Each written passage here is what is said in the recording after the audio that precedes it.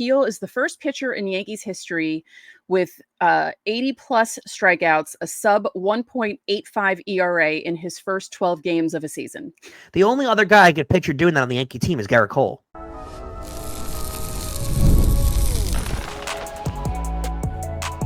You are Locked On Yankees, your daily New York Yankees podcast.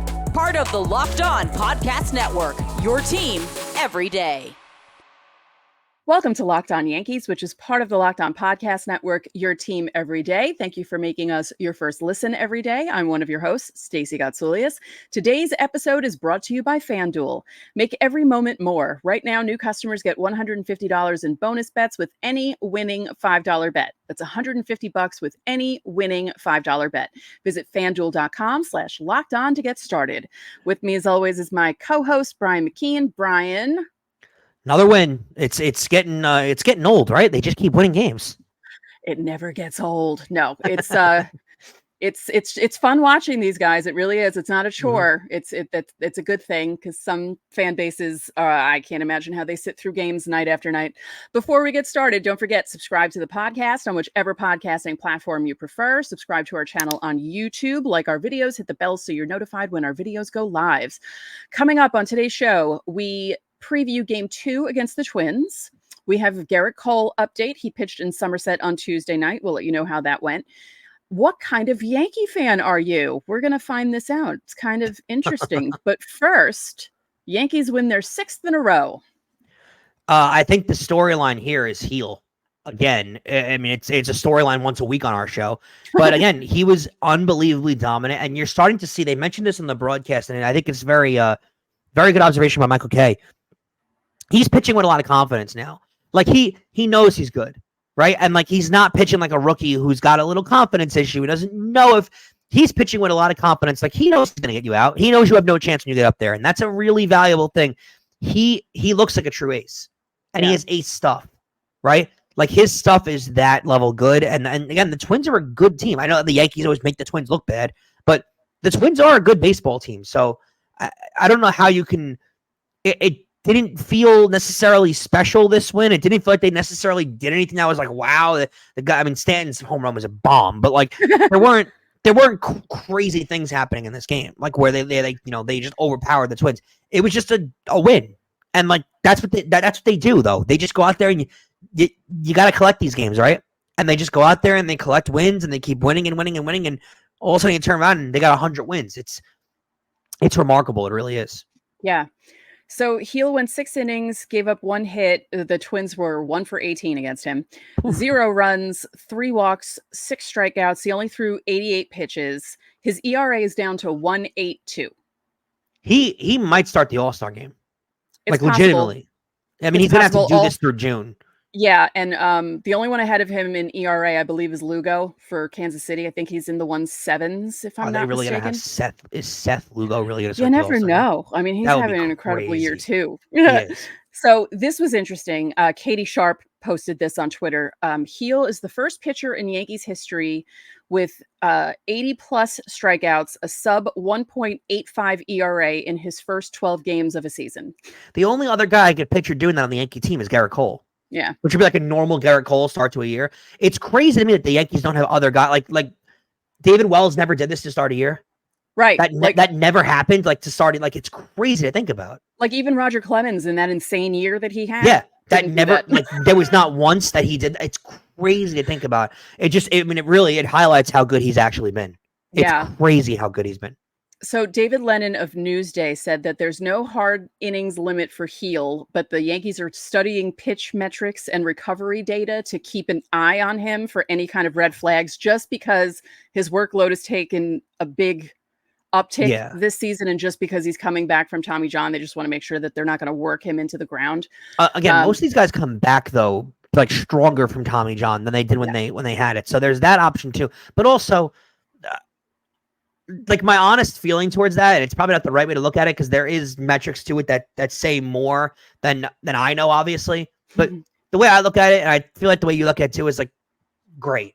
If they want to study these metrics and give him like a peanut butter chocolate smoothie after the game and that makes him recover better, wonderful. And whatever works, whatever keeps him on the mound and makes them happy is all I care about. Like I don't My problem is I don't want to see a pitcher pitch like this at this level and then get shut down. Not while he's feeling anything. Like if he has elbow tightness, shut him down. No problem with that. But what they'll do is he'll be pitching this well, and they'll shut him down just because. Oh well, he's over the pitch count. You can't do that when a guy's having a season like this. You can't do it. I feel the same way when it comes to like when the guy's throwing a no hitter or a perfect game, and they pull him, and it's like, are we kidding? Are we I get that same feeling. So he's been that level good, and you got to ride this horse. Yeah. Offensively, Judge is still hitting RBI double, had another single toward the end of the game, but the RBI double was pretty funny. It hit the foul line, and who plays right field for the Twins? He kind of pointed at it to make it seem like it was foul. I was like, dude, it hit the line. What are you looking at? Like, what are you doing?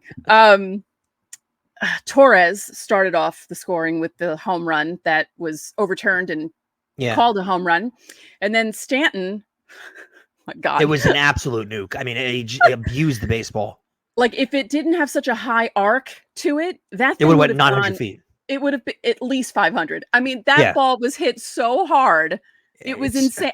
As soon as the ball hit the bat, I went, oh, and then and it's crazy is he got 2 under it. That's why it was so high, and it's still at 420 feet. Yeah. He's that level strong. It's ridiculous how strong this guy is. It's fun to watch, honestly. Now, well, speaking of fun to watch, here, I love these stats here, by the way, or these facts, shall we say. Anthony Volpe and Aaron Judge each have a 30-game on-base streak.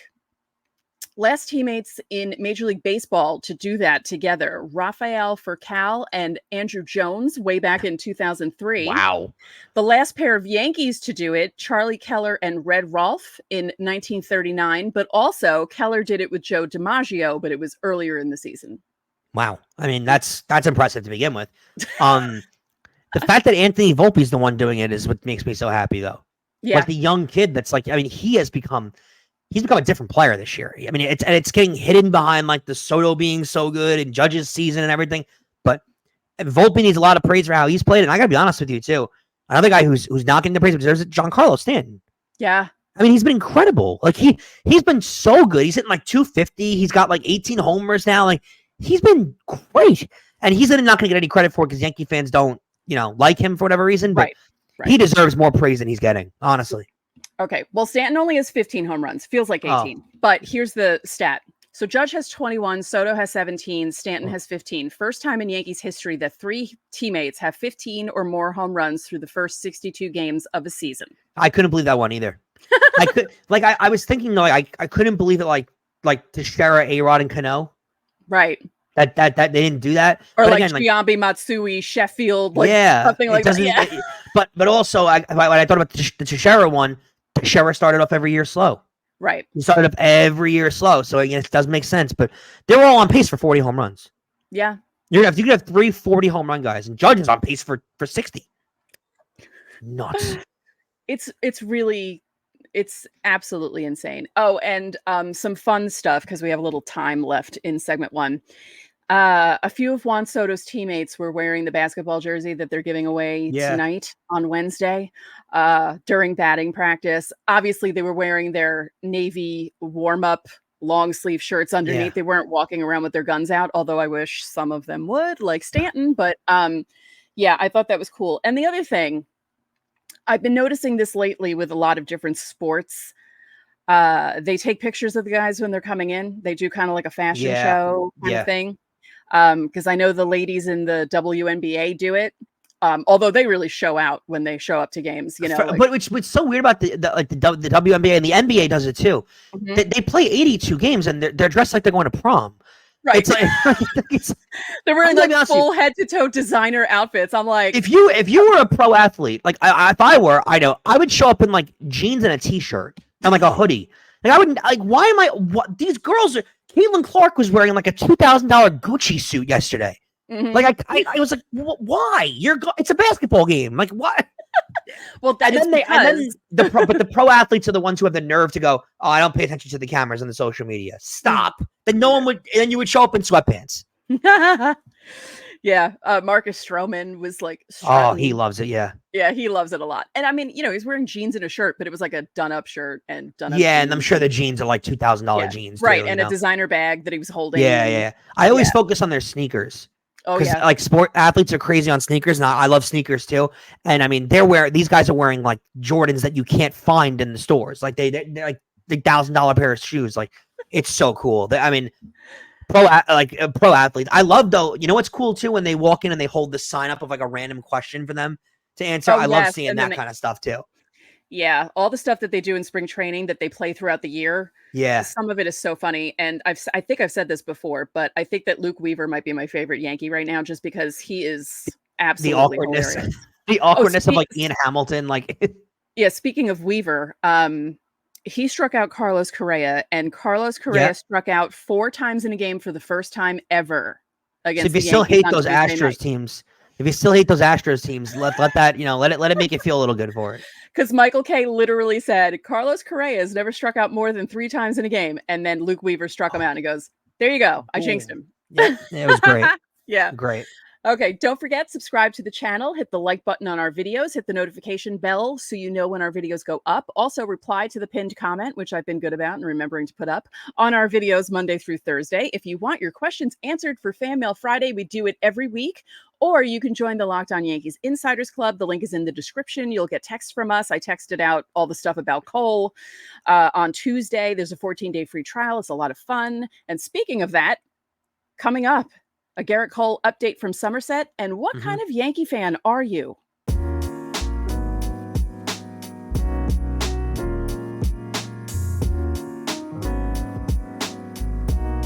If you're looking for tickets for just about anything, check out the app Game Time. Game Time is the fastest and easiest way to buy tickets for all the sports, music, comedy, and shows near you.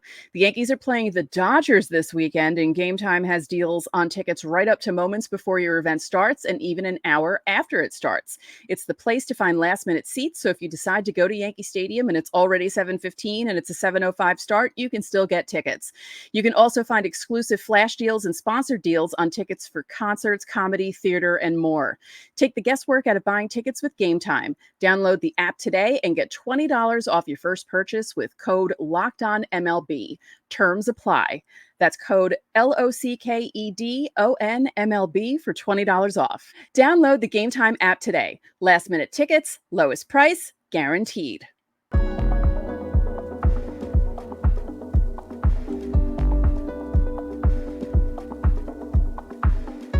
Welcome back to Locked On Yankees. Locked On Sports Today is a free 24/7 streaming channel programmed for you every day to bring you the biggest stories without all the noise. Locked On Sports Today brings you can't miss analysis, opinions, and news. Streaming 24/7 on YouTube or the free Amazon Fire TV channels app, part of the Locked On Podcast Network, your team every day. Don't forget, you can catch every pitch of the Yankees hometown broadcast with SiriusXM. Just download the SXM app and search the word Yankees. Gerrit Cole. Gerrit Cole pitched. He pitched against actual people, not just, from a mound to a couple of guys for practice. Like it was actual game. It felt normal too, because he even had like a weird, awkward press conference afterwards. So he's feeling normal too, which is wonderful. Yes, I actually almost took a clip from it to put in here, but I didn't want to get in trouble because I wasn't. It was sure very Gerrit Cole, right? It was very awkward and weird and like. He's adorkable. He's adorable. That's the word. My friends and I used to call guys who were dorky but adorable, and that's what Gerrit Cole is. He's like a walking dad joke. Yeah. He has a lot of dad energy, but his kid's like 2. Right. So here are the final numbers on Cole. He threw 45 pitches, like his number, which he wore on the mound in Somerset. 3 1/3 innings, 2 hits, no runs, 5 strikeouts. He even ran to cover first and made a play there. A lot of writers were there covering it. Even writers that I wasn't expecting to see there. I was like, oh, they're sending like national MLB people to see Gerrit Cole. I was like, okay. Somerset was hopping, or wait, is it hopping? That's an old person. Poppin'. All right. On fleek. I don't even know if people say that anymore. any Gen Z people watching this show, I doubt it. We have a pretty old demographic. But if you're Gen I'm Z, a Gen Zer. that's true. By technicality, I'm a Gen Zer. That's true. But is it Gen Z or Gen Alpha that says that stuff? Because the teenagers seem to say that, and they're more alpha, right? All I know is everyone makes fun of millennials, and I'm not a millennial by technicality, so right. I'll take it. Right. And I'm the generation that everyone ignores, Gen X. So, yeah. Cole said that he was told by the Yankees that he was sitting 94 to 97 and that the scoreboard at Somerset wasn't accurate. He touched 97 a couple times. So he said, I had a lot of adrenaline. I even had to hold a few back. So it's a good place to be. And when they asked him about, more rehab starts, he said that definitely close. I'm not sure how many more we'll need, but definitely closer rather than farther away. It should be right around the corner. That's a little lower than his normal velocity, so he should be coming close to coming back. Yeah, he just needs a couple. I think he just needs a couple more rehab starts. Absolutely. So good news. He looked happy. And like you said at one point, not during the show, backstage, how much were the tickets going for? Tell everyone. $50. They were on the resale market, but because everyone already had their tickets. And I work in Somerset, so I was considering going to the game just because I was going to go for like the first 3 or 4 innings just to watch Cole and then leave to be at home in time for the show. But I was not paying. I've seen Gerrit Cole pitch before. It would have been cool to see, but for $50, I'm not going to a AA baseball game for $50. Yeah, I understand that. So as we said, we also want to find out, what kind of Yankee fan are you? A Twitter account called Captain's Corner posted a graphic of 6 types of Yankee fans. And we're going to put it up for the YouTube video, for the YouTube audience. And then we're going to read them out loud for the audio people, because we don't want the audio people to be left out of this. So as I said, there are 6 types of Yankee fans: the pessimist, the optimist, the history guru, the New Yorker, the mercher, and the couch coach. The pessimist is, no matter how good things are going, they always see the negative, whether the Yankees are down 1-0 in the first or they lose their first game in a long time. They'll be the first ones to remind you of impending doom as fans of the Bronx Bombers. There are a couple of you in the YouTube chat that I can call the pessimists. I won't call you out by name, but you know who you are, because I'm constantly yelling at you in the chat to stop being like that. You have the optimist. This fan is so optimistic that it can seem foolish sometimes. They always have faith, even if we're down 6 runs in the 9th. Not a bad person to have around, but they certainly could use a wake-up call here and there. Oh, yeah. The history guru. This fan loves to live in the past, and unfortunately, with our storied history, she thrives this way. However, with a team like we have now, it would be nice for this fan to live in the present a bit. That's the 27 rings bro guy. Yeah. 27 rings, bro. That's that guy. Yes. The New Yorker. This fan has one principle: win the game. They don't care who's playing for us, who the opponent is, who's pitching, etc. As long as they hear Frank Sinatra after the game, they are content. Okay. I think I like that guy. Yeah. The mercher. From their toothbrush to their everyday outfits, this fan is repping Yankees all day, every day. It's hard to catch this person not wearing Yankees merch, and although it could be a bit much at times, we truly love it. I don't. This person's insufferable, in my opinion. These are the most annoying people out of all the ones. And then finally, the couch coach. We know a bunch of these. This fan thinks they could run the team better than our current management. Watching a game with them can be hard with all of the complaining and the if I was Boone talk, even harder when they are right. Those are the 2 worst, in my opinion. Which ones? The mercher and the ENF are the 2 worst. The last 2. I mean, it's just because we all know the guy. What is Boone? It's not even Boone they do it with. They did it a lot with Girardi. You know what they do though? It's with Cashman now.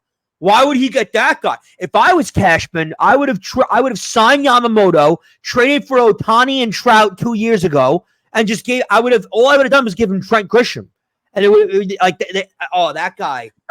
We all know we've all met that guy. We've all met that guy. I don't know. Out of these 6, I don't know what I am, because I could be slightly pessimistic sometimes, but not really.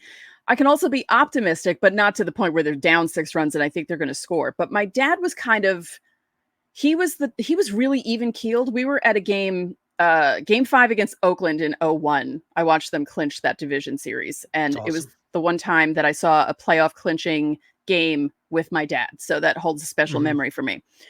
But, the Yankees didn't do bad in that game and they obviously won, but I was nervous. And he's like, they got this. Don't worry. He was always that type of, don't worry about it. I'm not that guy. In big games, I'm not that guy. I commend him for it. I can't do it. In big games, yeah. I don't like a regular game. If I'm at the game or anything, I'll sit down, I'll have a beverage, I'll enjoy myself. It'll be a nice night. When it's a big game, I buy myself a gallon of water and I just chug water the entire time. I don't. It's so bad to say because you have to be grateful for your teams like getting into big games and playing in big situations. But I genuinely don't like watching those games. Oh no, it's so anxiety inducing. Give me Cardinals Dodgers though in the NLCS. Right. I'm all over it. I love it. Me too. I sit down. It's the best thing ever. When it's my team, it's agonizing. It really is. Well, perfect case in point, when the wild card game was still in existence. I love the wild card game when the Yankees aren't involved, but when the Yankees are involved, I want to rip my hair out. That's the perfect way to put it, because I wish they'd bring it back. I loved the concept of the wild card game. I thought like one game, it was awesome. Yeah. But I went to a bunch of them live. When they played in that game, it was gut wrenching. I did not enjoy it at all. So which one of these do you think you are? Are you a combo of some things? I think I'm a combo of something because I don't wear Yankee merch every day of my life. I mean, I have a Yankee tattoo, but I don't think it really counts. I'm not that guy. I'm not the couch guy. I think I understand baseball a little further than those guys, but I think I'd call myself the New Yorker, right? Just win the game. I don't care. Like, because there are the Yankee fans that want the Yankees to have a Hall of Famer at every position. We're going to see it this trade deadline. I guarantee it. You're going to start seeing more Arenado talk, and you're going to see. I'm not that, but like I think that's who I am. I just want I don't care who is at what position. I just want to win the game. That's who I think I am. That's what I call myself, the New Yorker. Yeah. Even though I moved to Jersey. And I mean, history guru. I don't live in the past, but I like reminiscing about certain things, and it's not equivalent to its name though. By history guru, I think of the person who like appreciates and like knows every Yankee fact imaginable. That's not what it says, because that's how I view you. But that's not what the history guru is explaining actually in this graphic. Yeah, this is more like a living in the past kind of person. It's more of the Jersey Shore 27 rings, bro. Kind of, when those guys lose a baseball argument and they just say 27 rings, like, yeah, half of them were, pre-World War II. So it's kind of hard to, Yeah. And one of them was actually a pocket watch. So yeah, literally. Yeah, it's really 26 rings. So let us know in the comments what you think you are. And you could be combos. But again, there are at least two of you who are the first one. And I'm looking at you right now. Yep. And I'm gonna be in the chat. Exactly who you are. And I'm gonna be in the chat with you while this video premieres. I'm just saying. You better know who you are. You better admit it, because everyone knows. You better admit it. That's all I want to say. You know. Okay, coming up next, previewing the second game of the series with the Twins.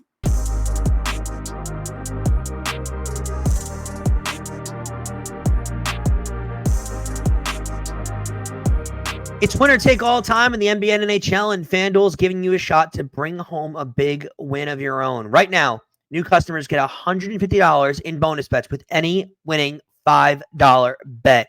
How about a little juice, right? We'll skip ahead. Yankees going into the weekend against the Dodgers. Dodgers haven't been as good as everyone thinks they've been, right? Dodgers have been a little shaky, right? I mean, their lineup's great. Their team's great. How about the Yankees in the over on Friday night against Yamamoto? You'll get a good number because the Dodgers are really awesome, and Ohtani usually shows up, but Yamamoto has struggled. And the Yankees can hit pitchers that are good, but are struggling. They just can't hit the 70 ERA guys. I let the Yankees over as a team total, over 5.5 it'll most likely be against Yamamoto. That's $150 to bet on spreads, money lines, player props, and more with just a $5 bet.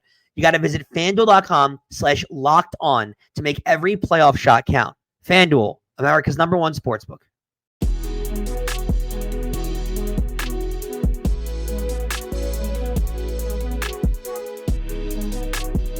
Locked On has launched the first ever national sports 24/7 streaming channel on YouTube, and now it's also available on Amazon Fire TV and the free Fire TV Channels app. Locked On Sports Today is here for you 24/7, covering the top sports stories of the day with the local experts of Locked On, plus our national shows covering every league. Find Locked On Sports Today now, available on the free Fire TV Channels app. And remember that you can catch every pitch of the Yankees hometown broadcast. Just go to that SiriusXM app, download the SXM app, and search the word Yankees. Stacey, game 2 of the series against the Twins. Twins can't beat the Yankees, so the series is over. Let's just cut out early. No, we'll discuss it. 7:05 start. Carlos Rodón going 7-2 at a 3.09. His season feels worse than it's actually been, if that makes sense. Yeah. He's had a really, really good year, and yet the pitching stat's been so good, and his ERA is not in the 2s, so no one looks at him as having an unbelievable year, which is so crazy. Yeah. Yeah, it is. He'll go up against former number 1 prospect in all of baseball, Chris Paddack, who's 4-2 at a 4.57. Boy, has his career prospects really fallen off, right? Yeah.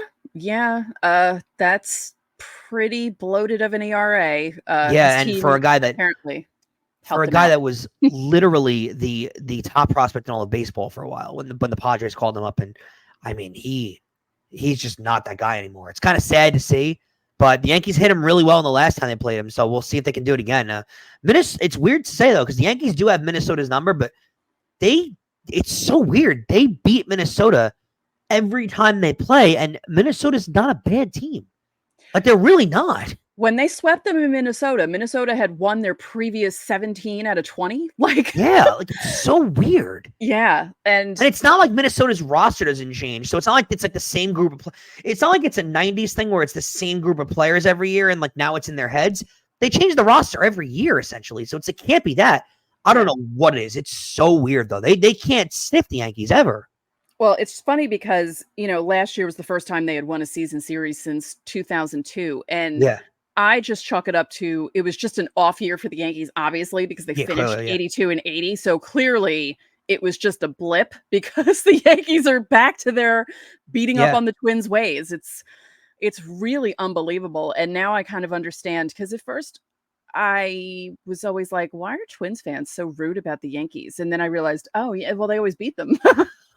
They don't win games against them. It's like us with the Astros. It's like, well, it's annoying. Oh, I hope they beat the Astros the next 20 years at minimum. I love seeing it. I hope the Astros are falling into like a downward spiral, not just like for this year. I hope it's like for years to come, because they're still not great, but they're starting to pick things up a little bit. And they picked it up a lot.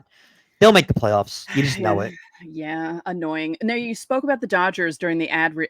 Yeah. Where did my American standardized English just came out there? They lost 1-0 to the Pirates on Tuesday. Yeah.